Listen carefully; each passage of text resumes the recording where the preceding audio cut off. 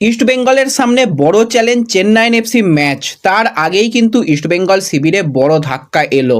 সেরা বিদেশি ডিফেন্ডার ছিটকে যাওয়ায় কিন্তু চিন্তা বাঁধল কোচ অস্কার ব্রুসনের। কে সেই প্লেয়ার, কেন ছিটকে গেল জানার জন্য এখনই চ্যানেলটাকে সাবস্ক্রাইব করে নাও, তাহলে তোমাদের প্রিয় দলের খেলার সমস্ত আপডেট তোমরা এখানে পেয়ে যাবে।